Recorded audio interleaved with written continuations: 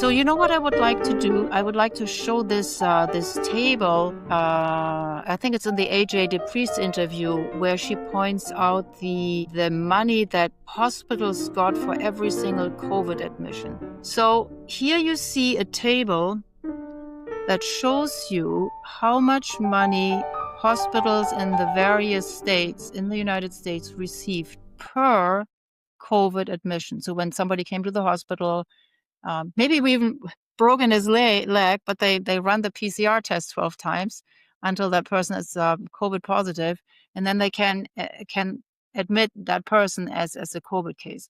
So that is the money they got per case. And just have a look at these numbers. So AJ DePriest said that in West Virginia, where's West Virginia? I think West Virginia got the highest payout. Look at this here. It's incredible. $471,000, almost $500,000 per COVID admission. And there are huge differences. If you go to New York, look, New York is one of the lowest, if not the lowest, which really surprised me. It's only 12,000. That's a real outlier. But that's just for the admission. They got paid for giving around. Yes, there's all sorts of other monies, right? That's right.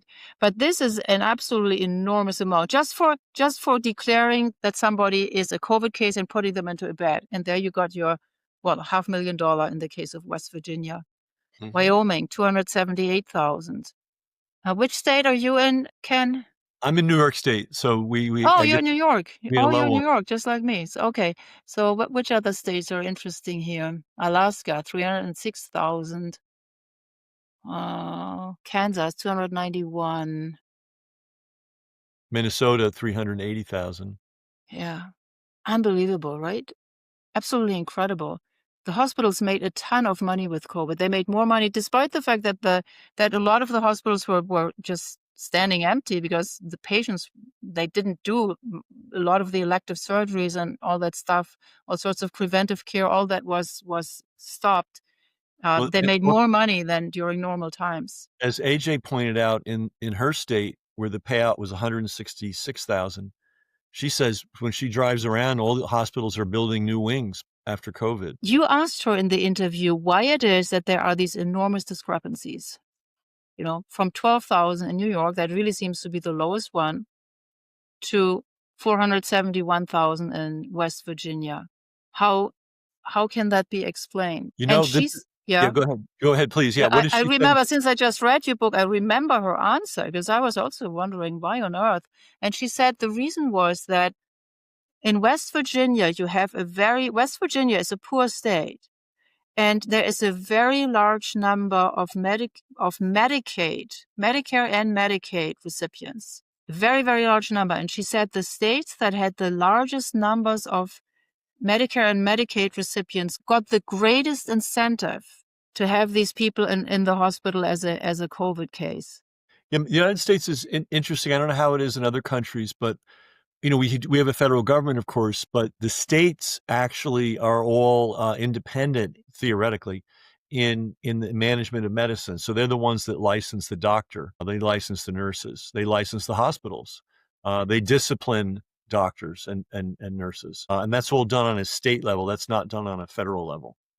Mm-hmm. Mm-hmm. So we have the federal government dispenses the money and the states spend it, but the states administer the practice of medicine on a state-by-state basis. So, and now, the question is why is it that they were so interested in getting Medicare and Medicaid patients into the hospitals, giving a huge bonus,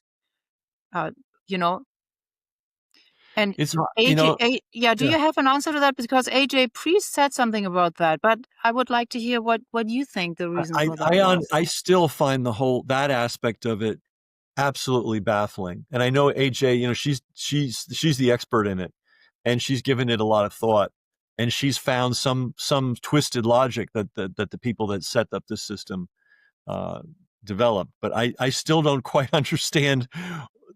I'm a plain, simple man. I do a day's work and I get paid, or I do a transaction and I get paid. I don't understand the flimflammery and fraud systems that have been created in this country.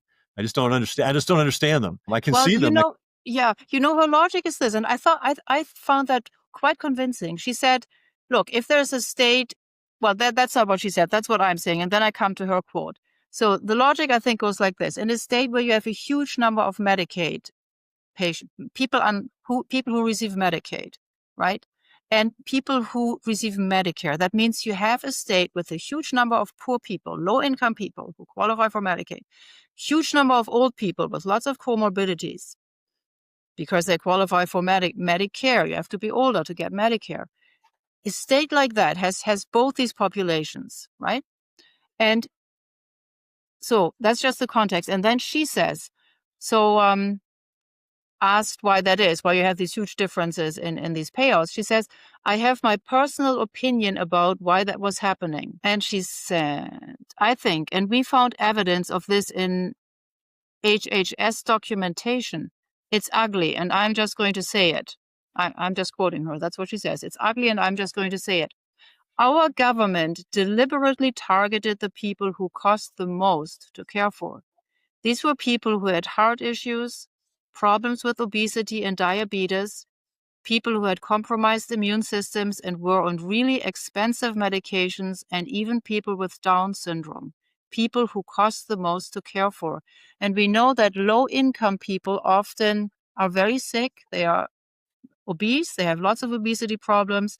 The higher income classes don't usually have that. Low income, yes, definitely. Low income people are sicker than higher income people, and older people, of course, are sicker than younger people. So I guess that makes sense. And a lot of these, most of these people who came to the hospitals and were admitted as COVID cases, got remdesivir, were intubated, died. Yeah. And the reason low-income people tend to be sicker is inferior nutrition. They're likely to work physically hard jobs in toxic environments, right? You don't see a banker working in a toxic environment, but you might see somebody working in a factory with, unregulated, toxins. And then, of course, they don't have the kind of basic medical care. And then stress, the stress of being poor, which takes its toll. And then, of course, they don't have the basic, interventions that happen early. If you can access medical care, sometimes something can be taken care of before it becomes a serious problem. Well, if you're malnourished and you're living in a contaminated environment and you can't get any kind of medical care until it's a catastrophe. And a lot of people didn't even have, well, you're talking about people that had the government insurance, but yeah, it might have looked cheaper to just eliminate these people than to pay for a lifetime of ongoing medical care. Because a lot of these illnesses that these folks have are chronic. They're not dying illnesses. They're illnesses, for instance, like, kidney failure. They just get treated for decades and decades, and it costs quite a bit of money. So. Let's go back to the EUAs one more time, because there's also some interesting stuff. The COVID-19 tests, they were the first ones who were put under emergency use authorization, and I think almost nobody knows that. That happened on a very important date, on February 4th, 2020. Oh. That's when they were initially authorized. Yeah, I looked that up this morning. They were initially authorized under the FDA's emergency use authorization pathway. And it was the first one, the only one on that day. But on that day, some other things happened that are very, very important, that Debbie Leumann and Sasha Latypova again talked about in their COVID dossier. On the 4th of February, there were two declarations for CBRN, so for chemical, biological, radiological, and nuclear weapons, so weapons of mass destruction. One was the PrEP Act declaration, and then the EUA declaration. And the other thing that happened on the day was that a pharmaceutical executive was caught on tape saying that the U.S. Department of Defense called to inform him, quote, that the newly discovered SARS-2 virus posed a national security threat. And then, and became the military and the intelligence services were the ones who were in charge. So all these things happened on February 4th, but the COVID tests that so many people had to take, I don't know how many times, they were under EUA. And under EUA, you cannot give informed consent. And the reason is you cannot give it because you just don't know what the long-term or even short-term effects of the treatment, or in this case, the tests are. You just don't know because it's emergency use authorization. There are And no clinical trials. Nobody knows. Even the reliability of the tests was not known. And there's another source. Some group made countless billions of dollars manufacturing these COVID tests. This is, I hope somebody does this. I'm working on a different project now, but somebody should just make a dossier of the individuals and the companies that made billions off of each stage of this, and then connect those people back to the government officials. Because I think I'll give you an example. There was one of the most unhinged of all the governors in the United States, and boy, that says a lot when you have someone like Andrew Cuomo, was the fellow, and I wish I could remember his name because he deserves to be named, in Minnesota. And one of the many things he did, he ran for vice president with Kamala Harris, Tim something. One of his scams, and there must have been countless, was a friend of his owned an abandoned supermarket. And this supermarket had, almost zero value. Nobody was interested in it. So it was abandoned for a reason, right? It was uneconomic and not economically viable. So what this guy did was bought this abandoned supermarket at many, many multiples of its market worth as some kind of a COVID mass treatment facility, which was never used. So we see this over and over again, millions and millions of dollars being distributed to politically connected people for all kinds of things, some of which was never used or ended up in a landfill. Out in California, they found just an incalculable amount of unused masks and other related items being stored in the parking lot of a civic arena. But huge quantities being rained on, being destroyed. Well, someone got paid for those. Someone got paid to sell those to the government. And the problem, talking about military, and I think Sasha is right on this point. The medical practice and the military has been intertwined in the United States since World War I, roughly. It was during World War I that they had the first compulsory mass vaccination of U.S. troops. And we had, many, many millions of troops all of a sudden brought together. The Army went from 80,000, believe it or not, we only had 80,000 people in the Army, to many, many millions. And all of them were required to receive a battery of vaccines. That was the first time in American history that so many people had been compelled to receive vaccines.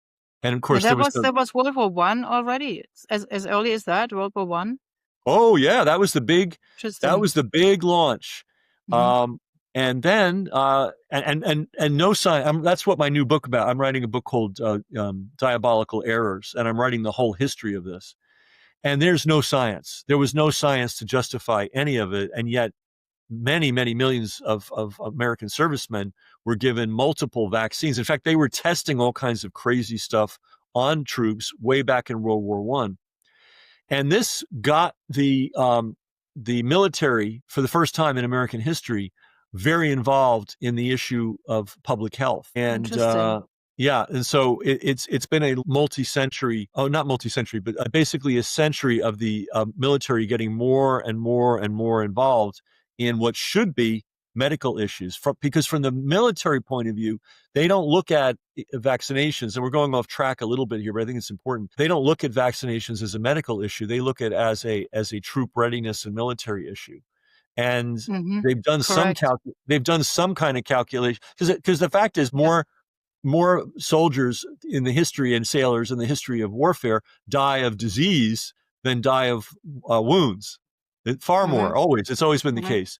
And those are just the ones that die. Then you have the ones that are incapacitated that need to be cared for. So the military has this manic dream hallucination that if they can just come up with enough vaccinations, they can reduce the extent of illness.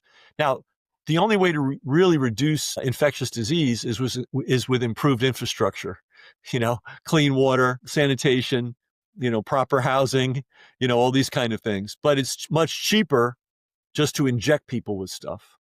right? So that was the calculation that the military made. Now, fast forward to 9/11. One of the things that happened, and I'm sure Sasha goes into this, one of the things that happened after 9/11 is somebody started mailing anthrax spores to public figures. Okay. And by the way, those spores were traced back, and the only place they could have been manufactured, because it's a very specific manufacturing process. It's not something that you do in your backyard, and it leaves a very specific footprint. Those spores apparently came from the military. Now, Yeah, how that happened? Detrick, I think, was some sort of military grade anthrax Yeah. spores. So how exactly that happened, nobody knows, but I don't think at this point anybody disputes what the source of those spores was. So once that happened, then it became, oh, we've just had this terrorist attack. The planes flew into the buildings, and the buildings magically fell down, even though every serious physicist says it's impossible. Including Building 7 that was never Oh struck yeah, by a plane. that's the real tell. But the other element was this anthrax, this targeted anthrax attack, and they did certain things. Like, for instance, they closed the Capitol, U.S. Capitol building, and they completely fumigated it, I believe using chlorine dioxide, to kill all potential anthrax spores. So this was a terror campaign against American legislators as well. Then suddenly, now we're not just worried about planes flying into buildings, we're worried about, biological attacks, at which point the military and the alliance between the military and the public health bureaucrats became even tighter. And now here's the key. The public health bureaucrats realized, oh, wow, we've gotten a certain amount of money from being public health bureaucrats, but if we link up with the military, now we can get Defense Department money.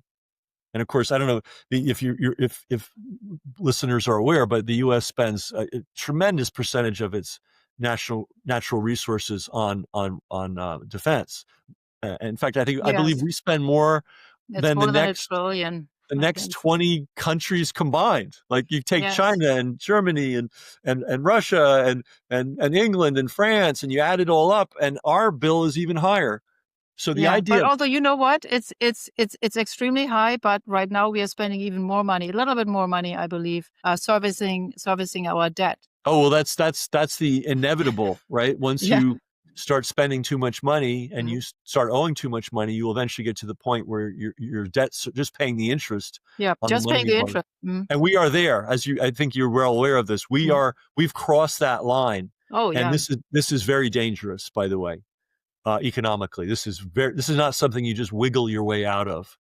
This is a very, very serious structural problem. Oh, absolutely. Yeah. No wiggling. Absolutely not. No. Ken, I'm looking forward to this new book. When are you going to publish this book? Oh God, I hoped that it was going to be ready in November. Then I hoped it was going to be ready in December, and now I'm hoping it's going to be ready in January. It's 80% done. There is an excerpts version already. I took 5 chapters that stand alone. The book is the chapters generally weave together, but there were 5 chapters that you can read alone that tell a good story. And that book is called Diabolical Errors, and it's available. And I'm pricing it, at break even. I'm not losing. I'm not making. I just want that initial version to be in as many hands as possible. And by the way, I noticed that about your pricing. I mean, this book, What the Nurses Saw, it's like $4.99 on Kindle. It's really cheap, so that everybody can afford it. Yeah, I don't want people not to have information, because this information is critical.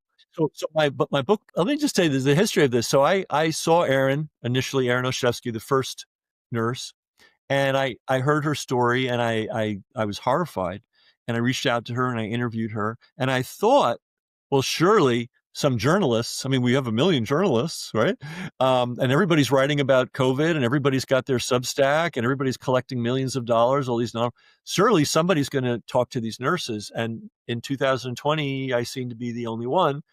And I thought, well, surely 2021 and 2000, and by the middle of 2023, I realized nobody else was going to talk to these nurses. So I undertook this project, because when you kill over 1 million people in a hospital system, maybe that should be news.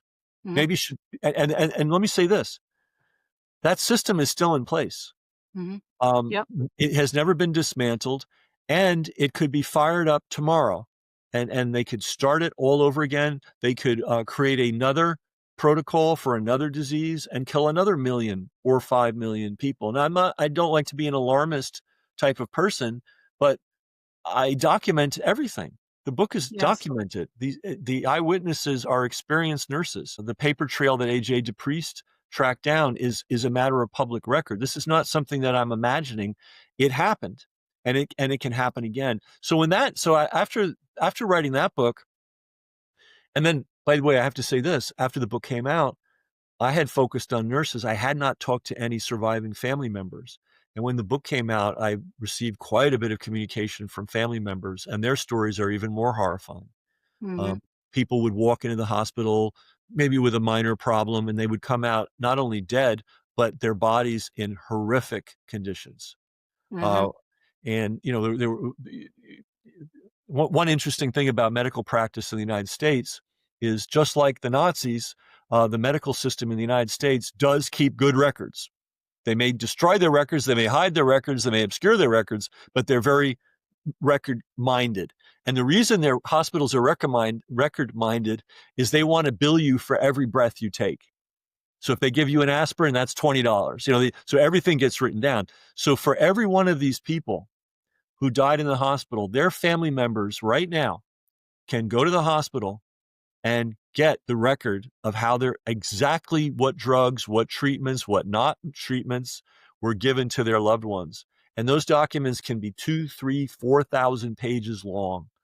And you kind of need it kind of helps if you have an expert help you read them, but you can read them yourself, but it helps if you have an expert nurse. What they found, what people who went through that process found, was horrifying. Somebody being given 10, 15, 20 different drugs that had no relation to COVID whatsoever. They were just being pumped with drugs, and the bills were going higher and higher and higher. So anyway, so I wrote about this. I got a deep immersion into it. And then I started asking myself, how did we get here? How did we get to a place where A, this could happen, B, it could be considered so normal that nobody else seems to be reporting on it? And then that's when I started doing the history of so-called modern medicine. And I call it diabolical errors, after St. Augustine, who said, to err is human, and we have to give, some leniency to honest error, but to persist in error when you know you're wrong, that's diabolical. And that, to me, that is the best summation of the medical system that we have today. We keep hearing about all the miraculous things they can do, and some things are quite miraculous. But as a general system, it is an utter disaster, and has been for many decades. And COVID just showed the world how corrupt, how misguided, how inhuman this system is. Because if we take this back and we look at what the nurses saw, basically, doctors and nurses were presiding over the unnecessary death of hundreds of thousands of so-called COVID patients during the COVID panic within the hospitals. And this was just business as usual. And the scariest thing to me was, I asked one of the nurses, what percentage of the nurses fought back? And she didn't want to answer. And I said, well, was it 10%? And she didn't answer. And I said, was it less than 10%? And finally she said, yeah, it was a whole lot less than 10%. So the vast majority of doctors, and I highlighted the heroes and the heroines that fought back, but no one should think that there were a lot of them.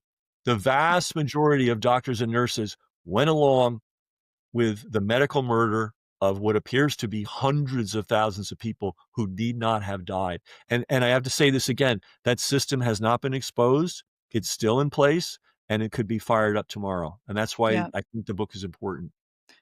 That's absolutely correct. So the the legal framework is in place. In fact, we are still under the PrEP Act declaration for COVID-19 until 2029. I think it's December 2029. The declaration hasn't been ended by Robert Kennedy. He's, as the HHS secretary, that's his authority to end the declaration of the PrEP Act. I think there are 8 or 9 different PrEP Act declarations in force right now, was not ended. There's so much that you said. I just want to respond to a couple of things. One thing that struck me, we talked about the 9/11 and anthrax before. And you said, well, the buildings came down. Just a few days ago, there was this horrific fire in Hong Kong with, I don't know, 7 of these high-rise buildings, these apartment buildings on fire, burning for hours. How many of them collapsed? 0. Not a single one. Exactly. Yeah. Modern buildings don't collapse because they're on fire.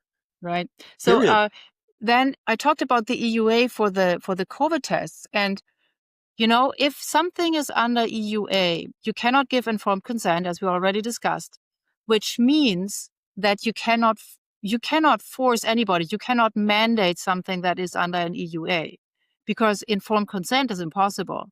So just for people to know, if anything is under EUA, like these COVID tests that people had to endure, you can refuse it. People didn't know that, but there is no way you can mandate. You can force people to take a test like that. Yeah, but here's the problem. You're correct, but then you can be fired, or you can be demoted, or you can be banned from medical care, or you can be banned from your school. So yes, and by the way, it's not just these emergencies. You can say no to any medical procedure at any time. You don't have to. If they don't throw out your patient bill of rights that they waived. Well, that's something we should really discuss. So for people that don't know this, so there's a lot of abuse that took place in hospitals, and so to remedy that, this patient bill of rights was created, and following the bill of rights became a requirement for any hospital to receive money from the federal government. So it was a very good system. Here's the laws that protect patients and their rights. And if you want to get money from us, hospital, you've got to honor these rights. Mm-hmm. So this is why it was so horrific when during COVID, there's no more rights anymore. And the government's perfectly fine with shelling money out to hospitals that abuse patients.